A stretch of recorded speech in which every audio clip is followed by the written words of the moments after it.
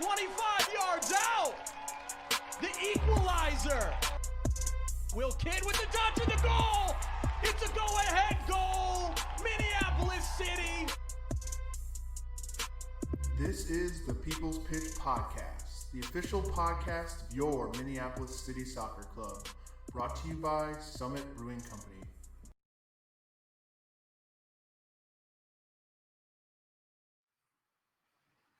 What is up, Twitches? You are watching the People Pitch stream, the official podcast and streaming channel of your Minneapolis City SC. I, as always, am Nate Morales. That is John Bisworm joining me. This is the Big Baby E. Tuning in tonight is a particularly brilliant move for you. So give yourselves a hand while you go ahead and while you're at it, smash that follow and subscribe button. That is right. Hello, folks. This show, as I mentioned in the chat, is brought to you also by John's going to try to drink 3 Cabin Crushers tonight. You can see they're all open or they're all closed. So we're going to get right at it, folks. Most of you know our cousins across the river just completed their run in the MLS is Back bubble soccer tournament last week. It was a roller coaster ride of emotions we feel from the jump as we saw 2 full teams get the go home. You have COVID naughty, get put on the go home, you got COVID naughty list.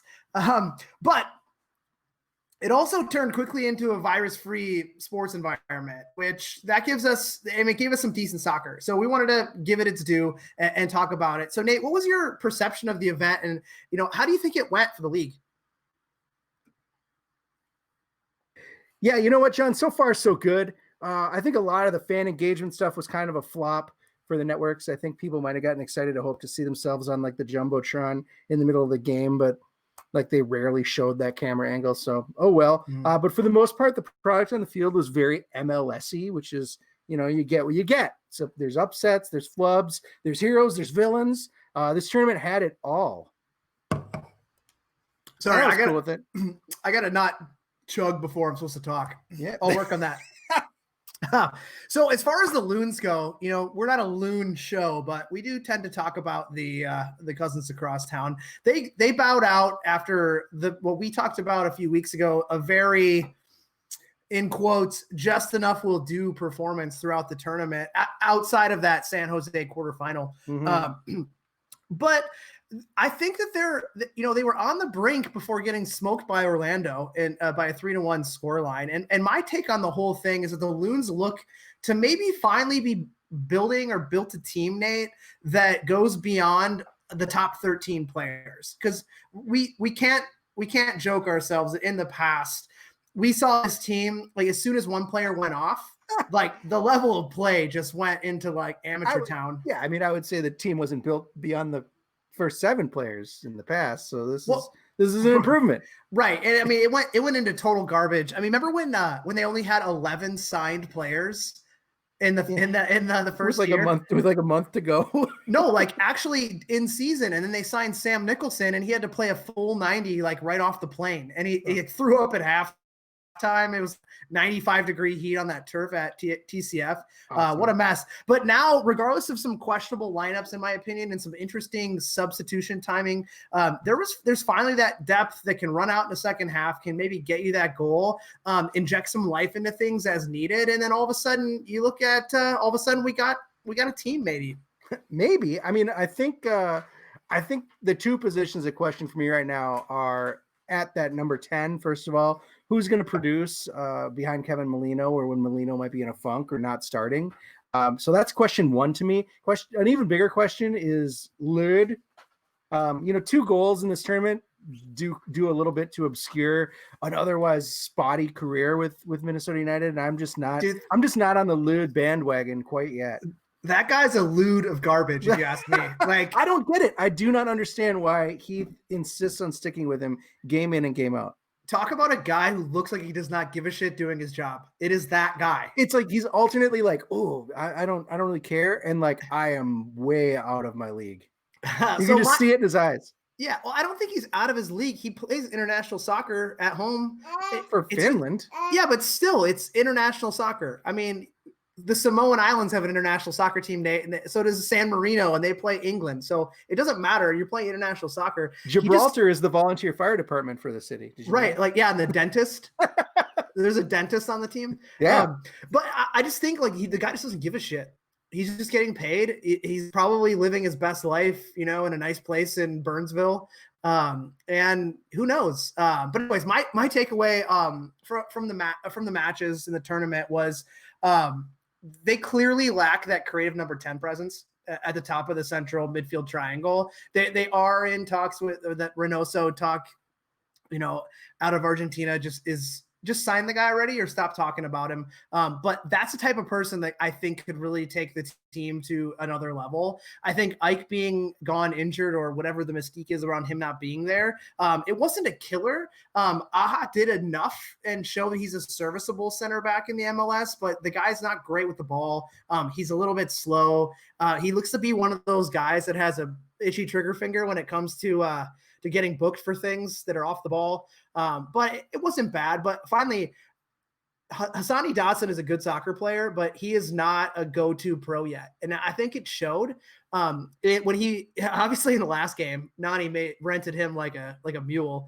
But even when he was playing the number 10, he looks out of place at the professional game at the speed right now. Like he can still play at a high level, but he's just not quite ready to be run out when important games are on the line. And I know Mentonaire was probably injured, and he's that Swiss Army knife type player for Adrian Heath. But I mean, all in all, I'm not a huge MLS guy. I watch it because it's our hometown team. Yeah. But I mean, I'll give hats off to them. I think that they performed admirably. And if we are to get additional MLS, which we're told is coming, in 2 days? Who knows? We got more to go. Yeah, we got more to go. But we're not here to talk about those guys, are we? No, I mean, the final game of MLS is back is tomorrow night. The home field, Orlando City against the Portland Timbers, right? I don't know. Who will win? Who cares, really? Because we're here to talk about Minneapolis City. It has been way too long since we could talk about actual soccer played by actual Minneapolis City players. But here we are tonight in front of your faces to introduce something super special. It is time for the birds to fly, my friends. Ooh. In an effort to salvage some sense of normalcy out of 2020, this club announced late last week in a little bit of a teaser that starting August 19th, there will be soccer. John, before we get into the details of what kind of soccer we're talking about, what was the decision from a club perspective to finally decide to play? Actually, to be honest, Nate, lots. But we could do a whole show on those discussions if we wanted to. But we had multiple wait and see dates over the past 4 months, as everyone knows. They all ended with a "we will not have soccer." And we talked about things, with the membership board, with other members and on the board, with players, with the staff. But as the world of sports started to open up, we looked at a number of models that we could have dipped our toes into. But unfortunately, the road led to what can we do to be safe for our players? So, and our club staff and fans and everyone involved. Could we have said, screw it, and packed the vans up and played any number of quality regional foes that reach out to us? Absolutely. We could have done that, but it would have been at the potential cost, of someone maybe getting COVID, and we didn't want that on our shoulders, and nor should we have had to even put ourselves in that conversation. So we didn't want to become a cluster of this virus. So we decided that we would do something that we can control, that's comfortable, and that we can get some fan engagement in. And I mean, that's the best we can do. Yeah, it's a tough line to walk, like between player safety and player happiness. Like you got to think that our guys are fired up to do something, play somebody, please. But short of like European success at fighting COVID happening immediately, or some kind of bubble scenario that we have the money and the time and the people to do, it's really hard to see some way to provide both. But in keeping true to the message that Club Chairman Dan Hodeman relayed during that town hall all those weeks ago on this very channel, it was something like 3 months ago. Minneapolis City is a soccer club first and foremost, and they will do their best to play. So we here are pleased to announce and introduce to the world this evening creation of our fall intra cup or intra club 7v7 cup. What is this 7v7 cup I am talking about right now, John? It is soccer, Nate. It's real soccer. Real soccer. So cheers to that, folks. A lot has been talked about recently in what Minneapolis City Futures program is and the model that is built around that. But the key thing here, Nate, is that the model that was built for the Futures program, we have decided to roll that program out because it was staring us in the face as a viable option to have soccer. It was a logical step for us to not only test out the model, but replicate it with our first and second team players to get them playing competitive soccer, but also continue to train them while we do so. So the guys who are in town that are kind of the staple core, plus the college guys who no longer have a home to play because of COVID shutting them down, it just made sense. And it was literally staring us in the face. And it just took us the exhaustion of efforts to figure out how we were going to play. There was. Look at that. Super Soccer. smart. Yeah. Super smart. Who knew? That's awesome. And if we find that something doesn't work well, then we can adjust the futures model accordingly before we even start it. So it's a win-win for everybody. It's a nice way to test. Yeah. It's a nice way to test out something that will be an important part of developing talent for the club and get it kind of out of the way behind closed doors for the most part. So what are the details of how this 7v7 mini league is going to work? Well, first off, one cabin crusher down. Oh my God. Two to go. Oh my God. Well, the league itself is a simple model, Nate. We'll be splitting up our player pool into 4 teams. So we have about 65 players. They're going to play the 7v7 format, 6 plus a keeper. And they'll play each other twice starting on Wednesday, August 19th at the NSC up in Blaine. We've rented out the new turf surface. It's beautiful. I can't explain to you how awesome. When I went out there watching training 2 weeks ago, I was like, man, this new turf is great. Mm-hmm. It's not the stadium. So folks who are, we'll get into that later, but it's not the stadium. Not in the bowl. Yeah, it's not in the bowl. So to some, they may think that this is just a normal kickabout, but that is not the case, Nate. We have, we've hired outside officials to keep the peace. We will have a trophy. There will be end of the league season awards and a few other perks that we will announce soon. We like perks, man. Love the perk. We've had Coach Matt on recently, and of course, Coach Jeremiah Johnson, who kind of helped sculpt he built it. The futures model, right? Both of them have talked about how great 7v7 is, and not just because it's super fun to play. How is this 7v7 model going to benefit the players? Why did we choose this as the way forward to get minutes and to keep them sharp? We talked about playing 11-a-side matches, but if you look at that model, and we had rolled it out, you'd have a lot of players not on the ball or just standing around trying to get into the 11-a-side match. Yeah, it's great to see full soccer, and it can still be implemented in this futures model, maybe to end the Monday trainings that we're going to have as well. But since we're not playing any competitive full matches this year, to us, it was key to keep our guys on the ball as much as possible through this 7v7 model. And if for those of you who are joining us, if you listen to the podcast where we had Jeremiah on, he talked about that specifically as why we're doing it for that younger group, to make sure that guys have time on the ball as much as possible. And it'll keep players sharp. Plus, it's interclub competitiveness. A lot of guys flying around the pitch, pride's at stake. They all know each other, and they're playing for the approval of our very own club legend, as the cup has been dubbed the Ben Wexler Brotherhood Cup, where the man himself will be out there with that $1,000 smile and ultimately handing the winners after the 8 weeks the Ben Wexler Brotherhood Cup trophy. I picture him trophies, like sitting on some sort of a throne made of the bones of his enemies. Yeah. So I mean, it's all in all, it just works, Nate. And I'm really excited to roll this out, but we have more. Yeah. So we've got 4 teams. And to make sure that they each have their own identity, the players took it upon themselves to name them. And of course, they had to adhere to a theme. And it sounds like the theme that they chose was Minnesota music. Why did the players want to go with the Minnesota music route?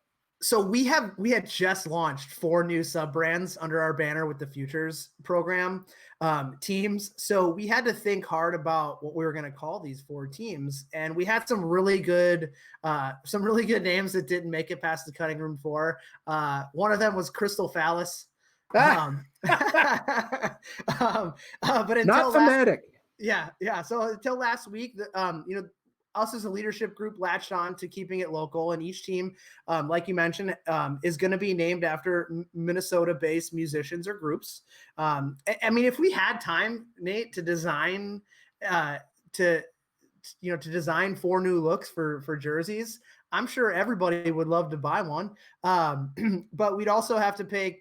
Didn't have the cash to pay the royalties or the legal team that would have had to fight some of these musicians and groups to use their likeness, as I'm sure a lot of them would not have said yes to them. But anyways, so there's no doubt we could have put some badges and kits to it and pull it off. But we were adulting and decided just to keep the names. Yeah, it's funny because we always say, like, when the club does something, they go all in and they do it crazy. But I think, this might be a little over the top to brand a extremely behind closed doors intra-squad league, especially on the heels of the Futures branding. But so I get it. I mean, we always say it. Nothing's worth doing unless you're overdoing it. So yes. I mean, this is another stop in the long line of cool creative ideas that the club comes up with. It's just constantly coming up with cool shit. I don't know. So cool. Yeah, but so it's been really fun to be part of the process to come up with these names. So folks, without further ado, what we want to do tonight is introduce our 7v7 teams. The baby's excited. Baby's really excited. All right. Team number 1. We're talking Tackled by Turtles. I can never pretend that I don't love them, and you can never pretend that I'm no fan, John. It is Tackled by Turtles. Inspired, of course, by one of the few things to come out of Duluth that we can kind of get behind. The bluegrass indie folk dudes trampled by turtles. Who are Tackled by Turtles? Well, first off, we have club future legend and goalkeeper Matt Elder. The back line will be Miles Norville, Matt Murakami, and Minneapolis City trialist pickup Adnan Gilby. Then in the midfield, got an old name that's back in the fold. That's Ian Smith. You have UW Superior product Esteban Badillo, Rory O'Driscoll, who played with the U23s last year, and that before going out east to play soccer in New Hampshire. And then up top from the attack perspective, you have Eli Goldman, Rory's teammate at school. You have Mark Bokeen, if that name rings a bell. He plied his trade at the folks in VSLT before they folded and joined us up. And then Cole Schwartz, the leading goal scorer in Division III soccer at Gustavus. So when you look at this team, tons of attacking firepower, an experienced goalkeeper, some quality defense. The Tackled by Turtles could possibly be one of those teams that you could hitch your wagon to if you choose to select them in a little contest we're going to talk about in a little bit. Following up Tackled by Turtles, we have the Paisley Park 99ers, because the best things in music, like soccer, come in small packages. These guys will hope to do right by the sexiest 5'5" man ever to pick up a guitar, and that is Prince. I would have gone with a name like the PK Control, but hey, I'm just a guy with a career in advertising and marketing, and I occasionally do things on Twitch. So the Paisley Park 99ers are led out of the back by Troy Luegi. And then you look at a stacked defense. So this team is going to be really hard to score against. You got City captain Aaron Olson. You have Eli Lloyd, who is a recent member of the Minnesota United DA that has come over to join us after the DA closed. You have Jack Barry, who's been going into being a 3-year starter at St. Thomas. Exciting news that they're now going to be Division I. You have Logan Huber out of Nebraska, Omaha, a product of the Football Form and Fitness Academy with Brian Coleman. And then you round it out with a guy like Zuhair Alabasi, who I've always thought that small-sided soccer is for this guy. Then your midfield goes Jake Simons, who was a pickup from our U23 team last year. Javier Juarez, another young up-and-coming player in the club who was part of the Twin Stars outfit before he moved over to us. And then you anchor it with one of the smoothest guys ever to come out of Decorah, Iowa soccer, Aiden O'Driscoll. And then up top, you got Ian Quigley, another academy prospect. And then our pickup from this winter's trials, Mito Youssef, a boy of Samuel Ruiz Plaza, who played at Seattle University. This team is built from the back forward, Nate. Yeah. One thing I want to ask, John, is how do these teams get picked? Was this draw out of a hat? Were there captains that picked them like schoolyard? We didn't really go through that. And I kind of want to get people to think about that as we list these names off. I don't know what you're talking about. All of a sudden I woke up one morning and these were in my inbox. So that's how it worked. Okay.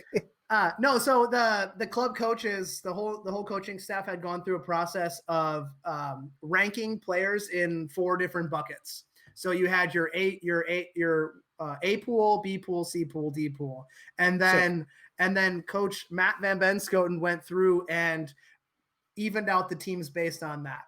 Okay. And I think what he did a good job of, which if you looked at the Tackled by Turtles, they're attack heavy. You got Eli Goldman, Mark Bokeen, and Cole Schwartz. All of those guys are going to score goals in this competition. But then you look at the Paisley Park 99ers, and it's defense heavy, but guys that can attack out of the back. And then you have some young midfielders that are anchored by that, the guy who could light up a 77 or an 11v11 opportunity, and that's Aiden O'Driscoll. And then you have some younger, new attackers of the club. So really good job by Coach Van Benschoten to kind of vary these teams up. Yeah, interesting that the veteran leadership on this team in AO and you could say Zuhair is gonna have to lead this team forward, because there are a lot of new names, a lot of young guys, and so if they want to compete against a room full of more older Minneapolis City players, it's going to be up to guys like AO and Zuhair to lead them forward. Yeah, absolutely. So why don't you go to the next one, Nate? Man, next up is the Bob Dillionaires.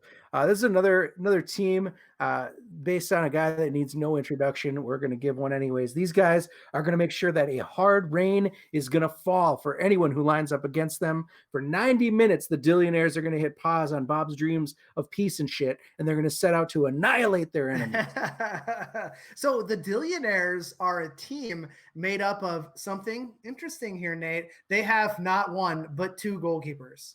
So you have the ability to potentially sub in and out depending upon need with former City U23 player, now MC2 player, Quinn Carnett as the lead goalkeeper. And then you have 18-year-old Ben Schliemann, who is still in high school, but who has been pushing to be included in that goalkeeper room. And then you look at the back line. You got Kevin Hoof.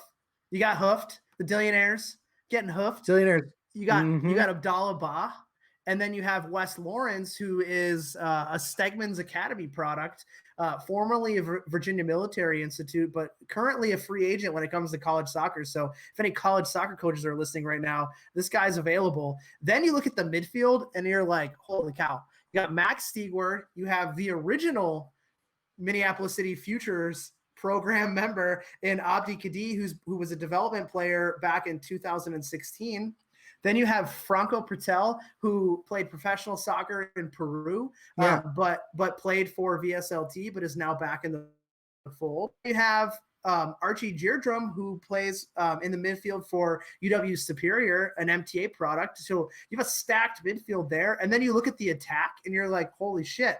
You got Nick Hutton, Justin Oliver, and former U23 player Bernard Asby Rule, who goes to UW Green Bay going into his senior year there, who played the last 2 seasons in the PDL or the USL2. This team from top to bottom, outside having that weird two goalkeeper situation, is totally stacked. Totally stacked. I mean, think about it this way, John.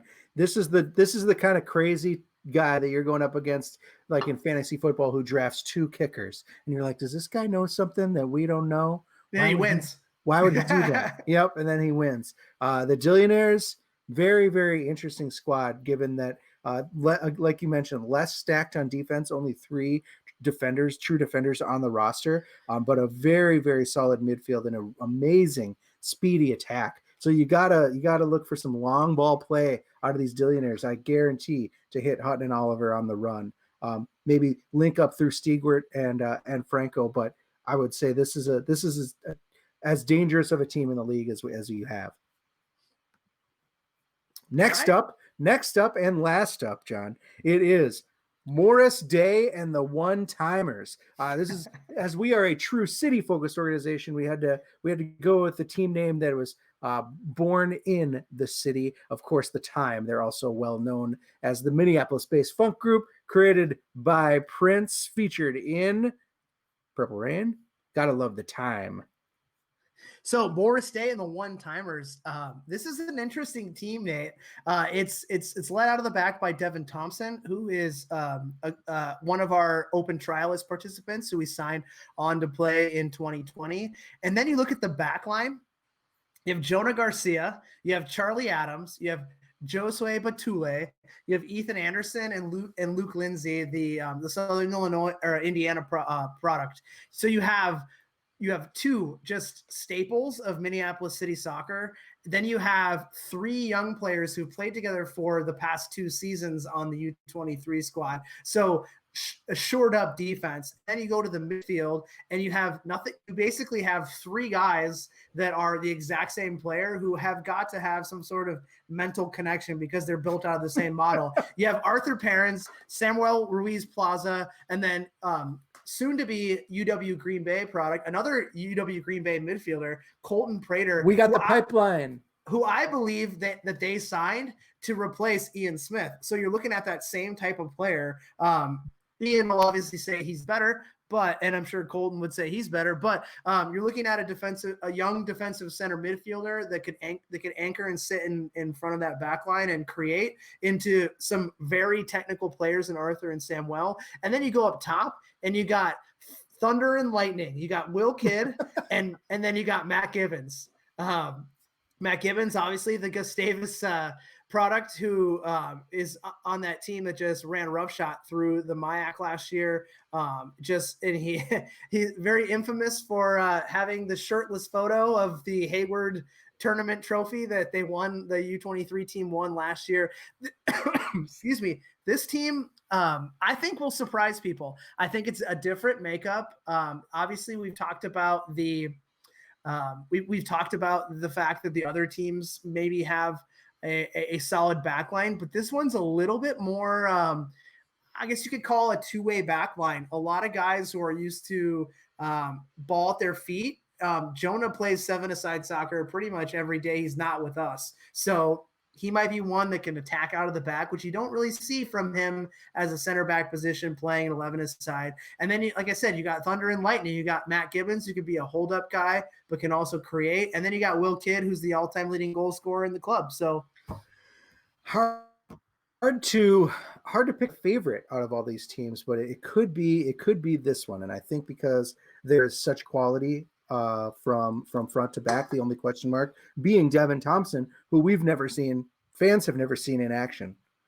So if Devin can keep the goals out, Will and Samuel and even Jonah is going to be able to get those goals in. Absolutely. And just so you guys know, we're on Cabin Crusher number 3 here. There it is. 3 Cabin Crushers.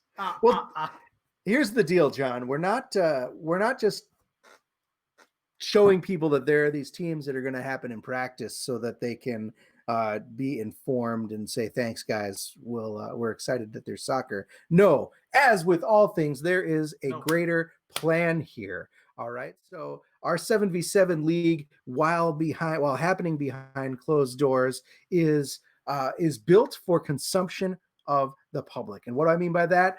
I mean that we are building a pick'em league around this 7v7 league. That's fantasy right. sports. Fantasy sports. If it's not worth doing insanely, we're not going to do it.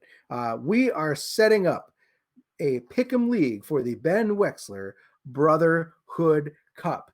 Every week, participants, if you sign up, you'll be emailed a form that will be your picks for the Wednesday matches that take place. All you have to do is pick who you think is going to win, who you think is going to be the MVP of the match, and how many goals are going to be scored in that match, or is it the score? It's that. Well, I mean, that's same thing. It's combined. It combined score or combined total score. Goals. Yep. So those three things, you submit your picks. It's going to be only 2 picks because there's only 4 teams, and then you get points. So you get 2 points for a correct match pick. You get 5 points if you select the correct match score, and 10 points if you nail the player of the week for that match. Well, and I mean, I'm joining the league. Uncle Biz's Ballers is going to definitely be ready to go. So you need to join and see if you got what it takes to beat me.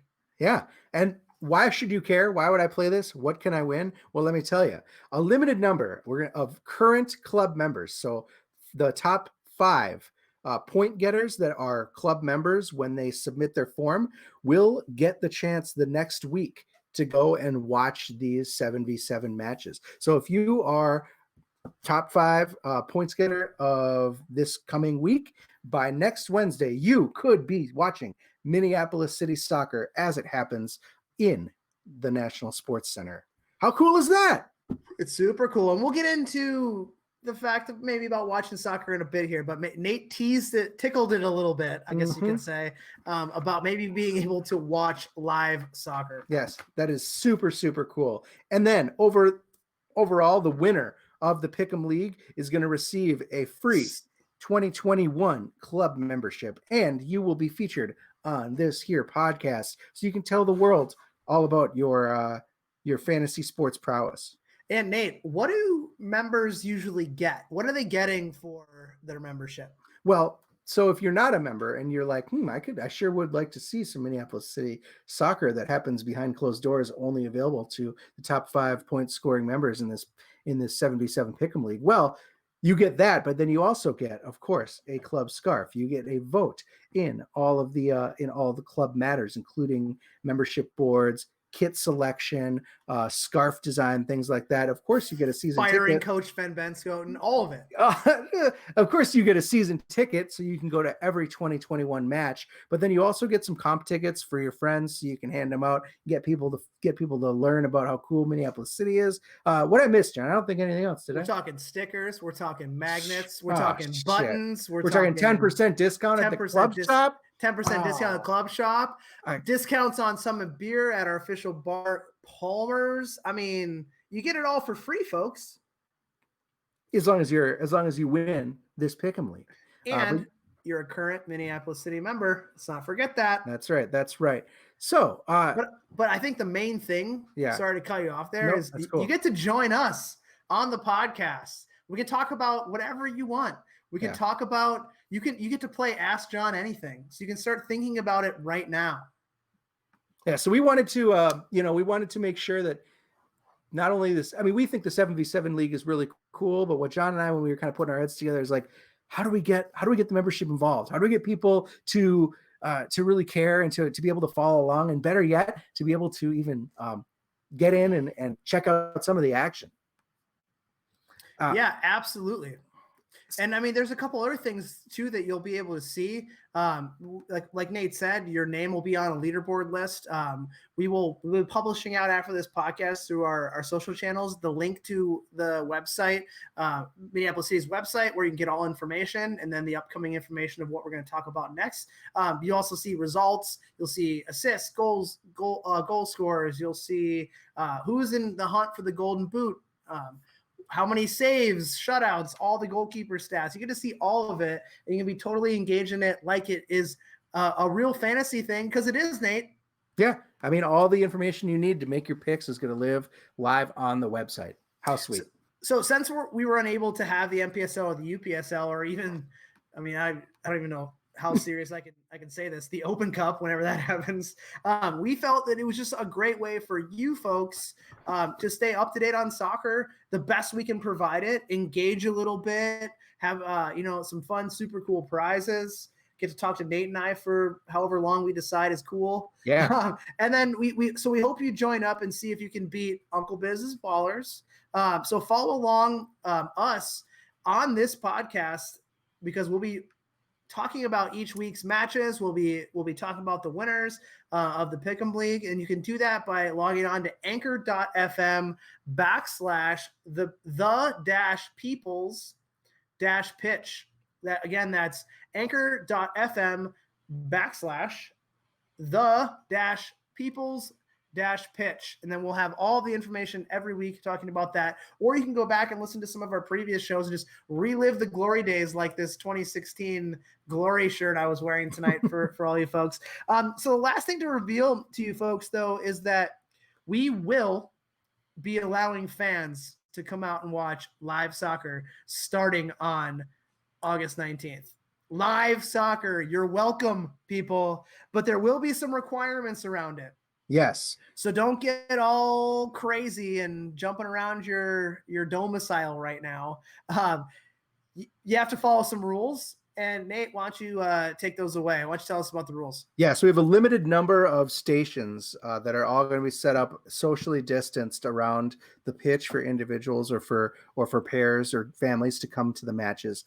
And you can watch once, but you have to let your friends have a chance to see this action, since it's so limited. So really, you're not allowed to. If you win back-to-back weeks, you're going to have to give up your spot. You will. Oh no, wait, John. Maybe I'm confused. That you will be allowed to come back. Sorry, back to back. If you are in the top 5 of the fantasy pick'em each week. Can you clarify what that means? I'll clarify that. So if you are not in the top 5 of the pick'em league and you come out to August 9th, you sign up. It's first come, first serve. We'll talk about how you can do that in a little bit. But it's first come, first serve. You have to be an active member. So if you're not a member, you better get over to the Minneapolis City website, go to the shop, become a member.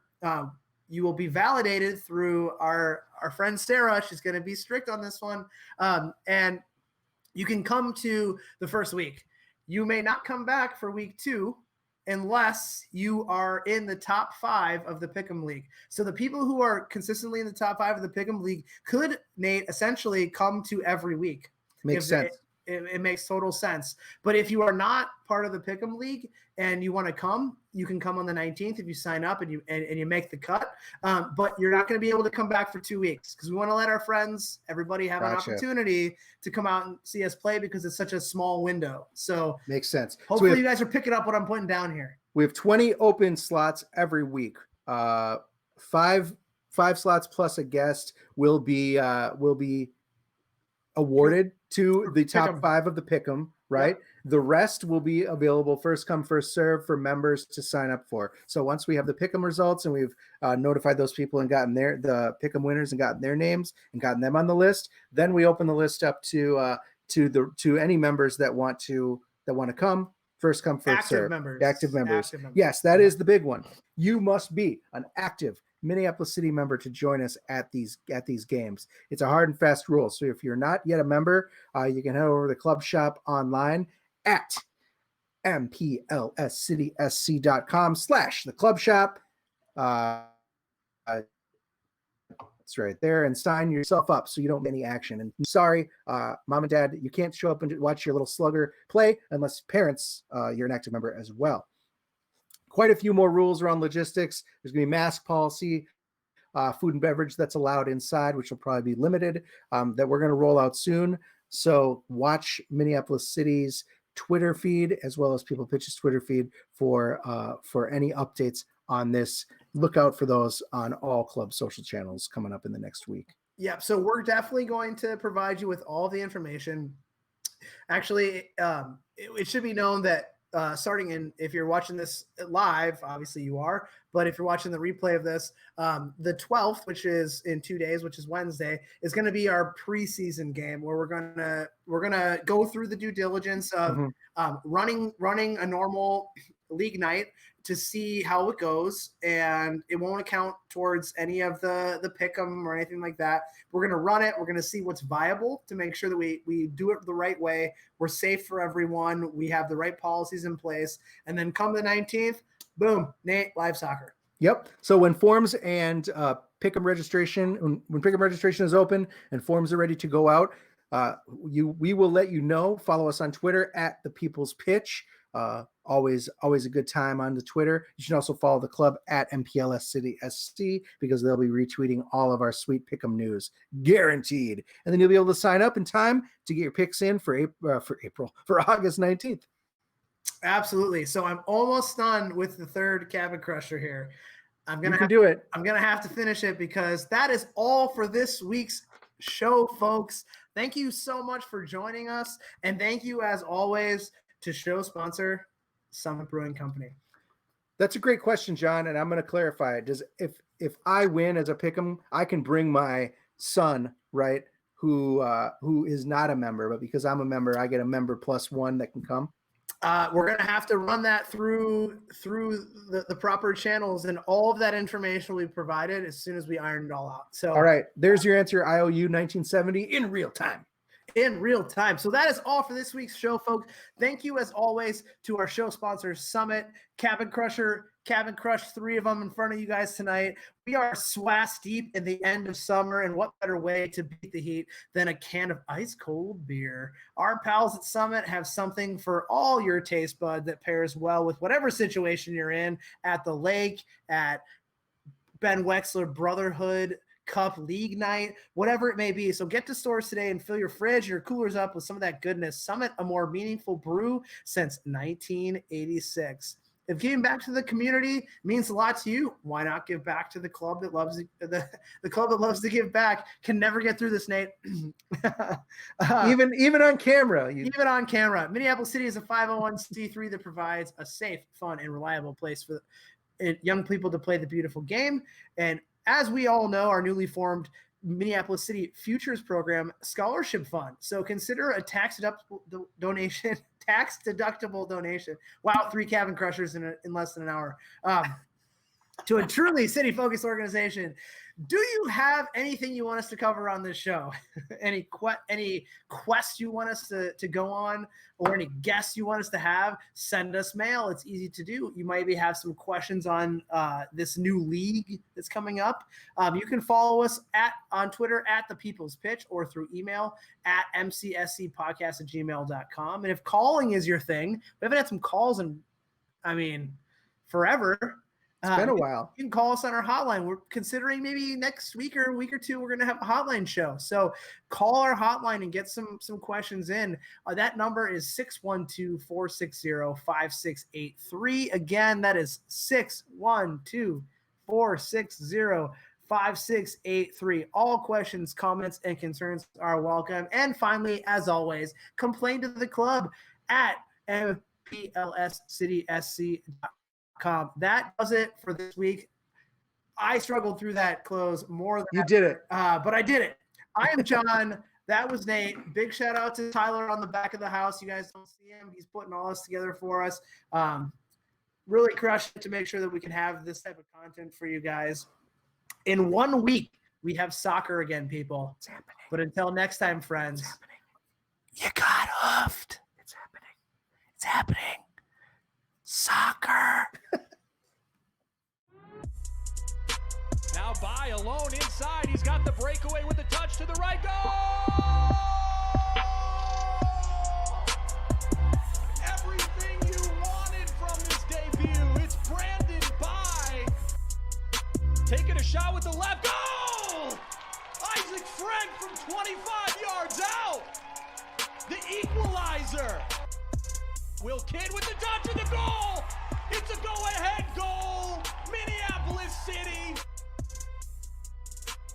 This is the People's Pitch Podcast, the official podcast of your Minneapolis City Soccer Club. Brought to you by Summit Brewing Company.